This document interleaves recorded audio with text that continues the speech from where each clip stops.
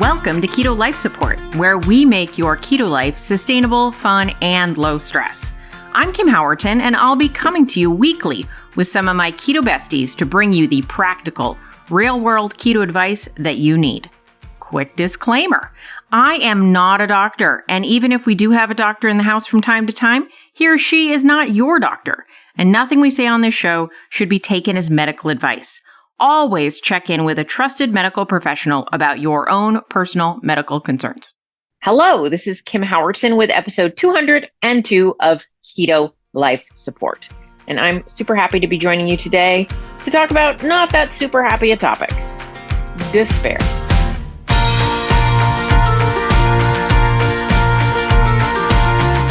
So I've gotten a bunch of people that I've talked to recently about hitting bottom experiences, this concept of reaching a place where, to borrow a phrase from the anonymous meetings, their life had become unmanageable. And it made me want to share a little bit about my experience. I haven't kept this a secret. It's been peppered through, but I thought we could focus a little bit on it simply to maybe help somebody, because you might recognize yourself in this story or parts of it. Obviously, we're not going to all have the same story, but something about it may ring true for your experience. And because of that, I thought it was worth focusing on for an episode and sharing. So, where does my story start? I was always an eater. I was always attracted to food. I was always a little bit obsessed with food, more interested in food than maybe other kids. But I didn't really start having a tendency to what I would call compulsively eat until probably about fourth grade, at which time my just wants all the cookies all the time, a fairly normal childhood behavior, even if there was a slight degree of interest, it was higher than average, went to I am miserable and I use food to self-soothe. And that happened in fourth grade. Fourth grade, I had my first experience of diagnosed clinical depression. And I was just pretty unhappy. I would come home from school. I would still go to school, but I would come home and I would just cry in the afternoon and I would be really shut down. And in hindsight, I was actually experiencing the start of puberty. Well, I don't know the start, but I was into puberty and I was having some real hormonal fluctuations. And I had added, which came first, the chicken or the egg, the eating, the body fat, right? The eating caused more body fat, which seemed to bring on even more of those hormonal surges. And by the end of that year, I had put on a considerable amount of body fat. And more importantly to this chat today, had really ingrained a relationship with compulsive eating as a method of self-medicating my mood. I have to say that I did do therapy at that point in my life. It was not, in my opinion, a very effective therapeutic run. I did not get a lot of relief from therapy. I totally support therapy. I think I needed a different therapist, a different approach. There was a lot of shame and feelings of, something's wrong with me going on. And I didn't really get out of the paper bag. I was deep in it. And the thing that I found that brought me a sense of numbness from the amount of pain I was in was food. And so I think depression is not the only reason that we self-soothe with food. Sometimes it's a trauma response. Sometimes we're dealing with, life events that we can't handle. Sometimes we use food as a method of control in a world where we feel like we don't have any. And all of those were sort of in that experience for me, really, right? But I came to a place as an adult where I really feel like for a lot of us, and certainly for me, that compulsive eating or binge eating, not all compulsive eating is binge eating, but they are related concepts in my mind, is an attempt to deal with some form of trauma in our lives at a time where we lacked the emotional skills to deal with that trauma in a way that was not so self-destructive, right? Some of us deal with trauma by using alcohol, drugs, sex, some other type of drug or drug substitute to change our state, and food is included. Probably food is the most generally accepted version of this, right? And the good news about food is there is almost never an immediate negative repercussion, right? Like if I have a bunch of food one day in response to my mood or state, I'm not getting fat, I'm not getting diabetes, I'm not having any real negative consequence, maybe on a stomach ache from that. And so in the short term, it's probably one of the less destructive self-soothing methods we have. Now, obviously, if we are a very well-rounded, emotionally healthy person with lots of resources, we would find another solution that wasn't food. But in childhood, that's not super common that we have that emotional depth and maturity and training.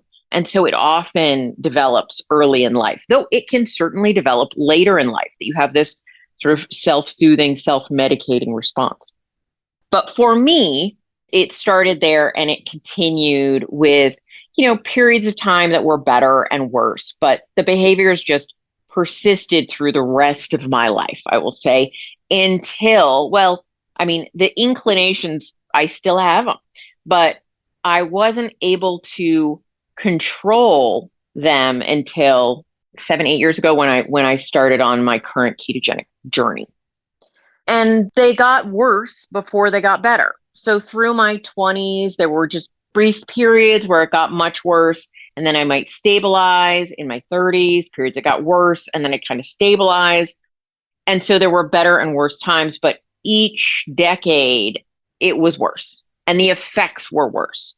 More weight was put on. And so by the time I was in my late 30s, I hit another pocket where things got really stressful and I was feeling increasingly out of control with food. And what do I mean by that? Well, I would preemptively self-soothe with food through my day because if I didn't, by the afternoon, I felt like I was sinking into a pit of anxiety. So often if I was able to eat my trigger foods, the things that made me feel like I was distracted from my life, distracted from any real feelings and emotions, I could numb myself, I would not have the unmanageable levels of anxiety through the day. But it's a self-cycling issue that then I was in more anxiety. I had anxiety about my body. I had anxiety about my health.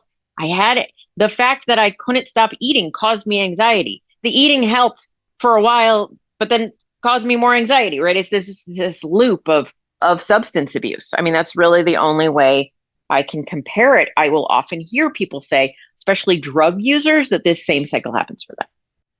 And I thought I would share with you a few of the behaviors that really stick in my memory as behaviors that really I don't feel inclined to do anymore, but were very telling of what was going on in my world, in my inner life, right? My head. And I hear these same behaviors shared, which is why I'm going to share them with you because I hear a lot of clients talk about similar episodes. So I thought some of these might seem familiar to you. The first of which, hiding food. Now, I've hid food my whole life. My childhood, very much about hiding food. But then in adulthood, which is crazy to me, right? Because I'm an adult at this point, but I would do almost all of my crazy eating where no one else could see. And I would take efforts to not let any receipts be found of any kind, right? The first thing I have a very vivid recollection of multiple times it's happening. I lived with someone and continue to live with someone who has no issue controlling themselves around food and used to have bags of candy in the house. And sometimes in plain sight, like, the Halloween bags of like little mini candies or something. And I have so many memories of raiding those supplies and then noticing that I had taken so much from the bag that it was now going to be noticeable, right? Take one or two, nobody would notice that the amount has changed. But if you start eating that by the handful, it's going to be obvious pretty soon.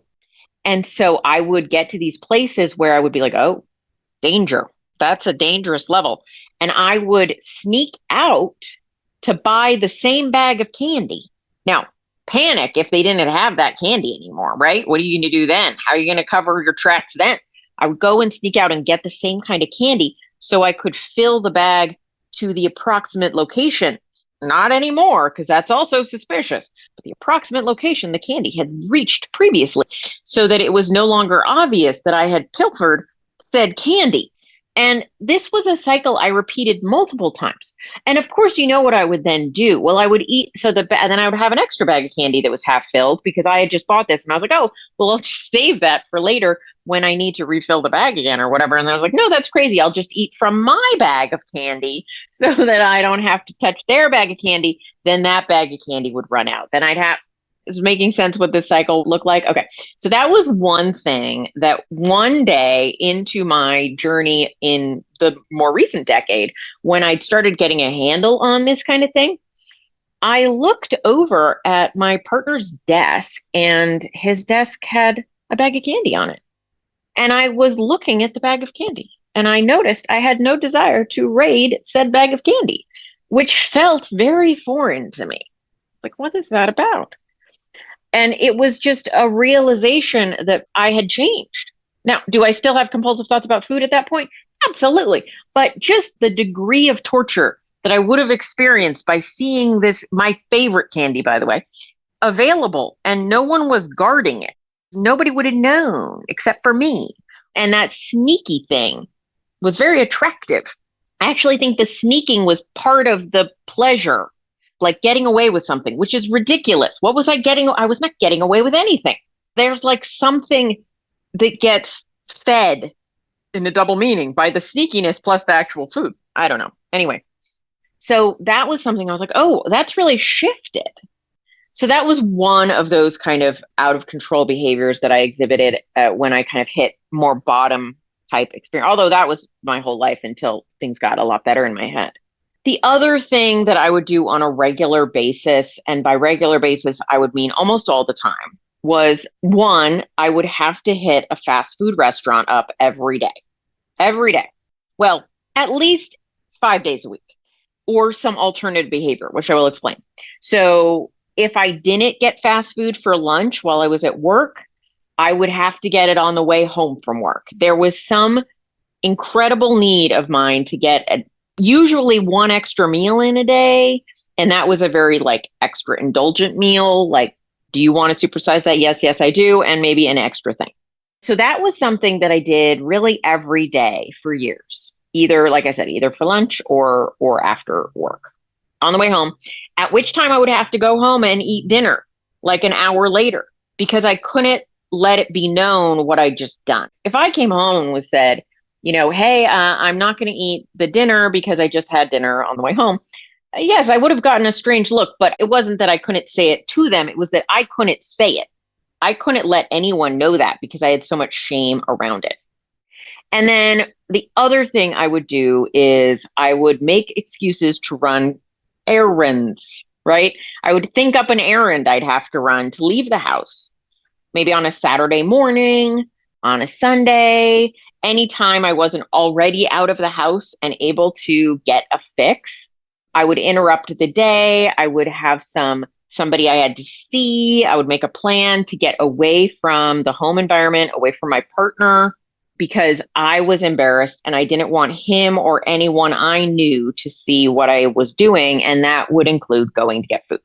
So really almost when I was at sort of a bottom point, almost every single day, I had to engage in some type of sneaky, compulsive eating experience. And I feel like I just gave you a very like factual recitation of what was happening, but let me talk to you about how I felt. So I can't tell you the amount of money I spent in therapy crying about the fact that I felt like I had to stop this behavior. And I felt powerless to stop this behavior. That I didn't want to be driving through the drive-through, eating this food every day, but it was all I wanted to do at the same time. And it felt like somebody else was in control of my actions. And it made me feel trapped inside myself, inside my body, inside this repeating cycle of behavior that I simultaneously needed and hated. And the panic that would come over me when I tried to engage in behaviors that circumvented these actions, right? I tried to take active steps to not doing these behaviors. I would start to feel like I was going to die that day. And I knew I wasn't, but humans are designed for pain avoidance. The way our brains work evolutionarily, when something is painful to us, we seek to avoid it even at our long-term detriment. We are great at short-term, bad at long-term. And the short-term consequences of eating are almost nothing. The short-term consequences in my brain of not eating were incredible anxiety and feelings that I might die, right? And so when you weighed those two things against each other, it is not a mystery. It is not a mystery why I continued for so many years to engage in this negative behavior cycle. What ended up happening, though, at some point is the weight gain started to increase exponentially. And I'll stop and say there were absolutely periods of time where I was able to pull myself back from the brink, wasn't engaging in these behaviors. I'm not saying it was 30 years of this, but it was on and off and on and off. And then I hit this period in my late 30s where it was just getting worse and worse and worse, and I couldn't pull out. And I was just in a spiral. And it got to the point where I was like eating or crying, right? Eating or crying, back and forth and back and forth, and not a functional human. And I ended up hitting a place where I really would call it, in a lot of ways, a bottom. My relationship started to fall apart. I started making really crazy decisions across many avenues. I was having trouble being employed, right? Like there's just all these things because I was just having a breakdown of a pretty serious order. And I think that was the point where I sought help, and any help, just some help. And I did get some help through like an OA program and some friends I made. And I, for the first time ever, was able to institute a diet change that I felt some relief from my compulsive behaviors. And that was not a diet that I would actually recommend in hindsight, because then that fell apart. But it was a pivotal experience in that I had a plan. It was actually a low carb diet, certainly restricted me. It eliminated me from my drug of choice foods. And so for me, that was my first experience of doing something that brought me some relief from what I felt like were these monstrous compulsions that I had. And I learned that I, at least at that point in my life, was not going to be a successful moderator. To me, being told to just eat less was not going to work. I had to be told to eat different. And I think for almost all people, I'm going to say that when you're a compulsive eater, I don't think you can just eat less of these foods. I think that you need to identify your trigger foods and, at least for a period of time, not eat those trigger foods. Now, this can look like a lot of things, but I think this is why a ketogenic diet or a low carb diet or a whole foods diet will often be so effective for a lot of people suffering from these compulsions. Because yes, you absolutely need to change your brain. You need to change your patterns. You need to engage in, this cognitive behavioral approach of changing what you're doing. But it is a chemical issue as well. And these types of ultra processed, highly palatable foods, it's very hard to break up with until you break up with them.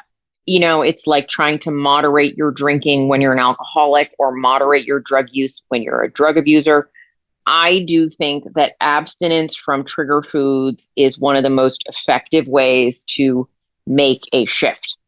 Controversially, I would say I don't know that it's necessary for all time to never experience those foods again, but I think for a lot of people it is true they cannot go back. And you can't go back to being the person you were when you were experiencing those things. So I would just like to say that I think if you're stuck in this loop, if you're stuck in the loop of hating yourself for how you're eating and unable to stop, it is not because you're weak. It is not because there's something wrong with you. It's because you're stuck in this loop where your ancient brain is just trying to do pain avoidance and is not good at long-term thinking. And you need long-term thinking and you can't do it. So that's where we need to stop the chemical signal, the cycle there. And I think that abstinence from your trigger foods, whatever plan that looks like, is the surest path to success, in my opinion, on this area. And so for me, that meant, it was like a good 2 years before I stopped being hyper vigilant about what a food might do to that cycle in my brain, being so careful. There were no cheat days. There were no deviations from my rules. And my rules were regularly reassessed about what I did and didn't eat. And then I was able to make some choices about, do I want to change my boundaries a little bit and go from there? And the answer, really honestly, to do I change my boundaries was usually no. Those of you that have been listening for a while know at this point I eat very differently than I used to eat when I started on this journey with my ketogenic diet. But that has been a slow and deliberate and conscious process. And I would say that I would never have gotten where I am today in terms of the level of mental health I feel, the level of physical health I feel, the body I live in, without being really adamant about not including trigger foods in my journey when I was trying to heal from the compulsion to eat certain types of foods. That is my message to you out there. If you're struggling there, I would start to evaluate if there is a way of eating you can switch to. And for me, and for a lot of people, it looks like a whole foods ketogenic diet, not including a lot of keto junk food or maybe any keto junk food. That's packages of things that say keto on them, right? It's an equivalent junk food, like a keto Pop-Tart. Maybe at some point that would work, but it's probably not going to work for your obsession. I'll give you an example. I went to a conference many years ago where there was a keto Pop-Tart. That's the best way I can explain it. They didn't call it a Pop-Tart because that is a brand name, but a keto Pop-Tart. And a woman that I saw there and talking to bought a box of them, as I did. I had one. I thought, oh, that was kind of good. I'll save those they're like, emergency food or something. It wasn't that good, but it was sort of good and kind of an interesting experience. And the next day I said, oh, did you try one? And she said, I ate the whole box in one evening. And I said, okay, that would be a trigger food for you. It's not something you can control yourself around. It's not something you can stop when you're full. It's not something you can eat a reasonable serving size of. And so those things exist, even if they don't have sugar in them or anything, quote unquote, not keto, right? But finding how to navigate the kinds of foods you don't feel as compulsive around. And for many people, I think that is a whole foods ketogenic diet. For some people, it is a whole foods low carb diet. But I think carbs are usually involved. But sometimes it's certain types of fats, certain types of highly processed foods, right? But finding that path, I think you can get out of this. You can fix this. You can come out the other side and find a sane, healthy lifestyle. I don't know what that's going to look like yet, but you can get there. And so I just want to put a little bit of hope in the world that I got there and you can get there and many people get there and you can do it. Now, I will say, do I still sometimes have thoughts about abusing food? Sure. Do I still have some meals where after the fact, I'm like, oh, I ate more than I was truly hungry for? Yeah. Do sometimes I think, did I eat for an emotional reason there? Yeah. I do still have those thoughts and feelings and moments. They're infrequent and they're dealt with and recovery happens and there are not negative repercussions, right? I have to stay vigilant. I'm still the person who wants the easy fix. I want the easy button. I want the pleasurable thing, right? It's kind of a human nature thing. So I have to stay conscious and aware there. And you probably will as well. But one day it will just feel like a normal part of who you are and not like a burden. And so you can get there. So this is me telling you that I was there. I don't feel like I'm there anymore. And if you're there, you don't have to stay there. If you need me, you know where to find me, kimhowerton.com, and I'll talk to you soon. Thank you so much for joining us for this episode of Keto Life Support. Want more information? Want show notes? Want to suggest a topic? Just head over to ketolifesupport.com. That's where all that kind of thing can go on. By the way, I have a request. If you could go to your podcast host and hit subscribe, we would really, really appreciate it. And what would be even more awesome is if you could write a review. And what would be even more awesome than that is if you could write like a really flattering review. Just asking, you do you. All right. So thanks so much for joining us. I'm thrilled that you're part of the Keto fam. Talk to you soon. Bye-bye.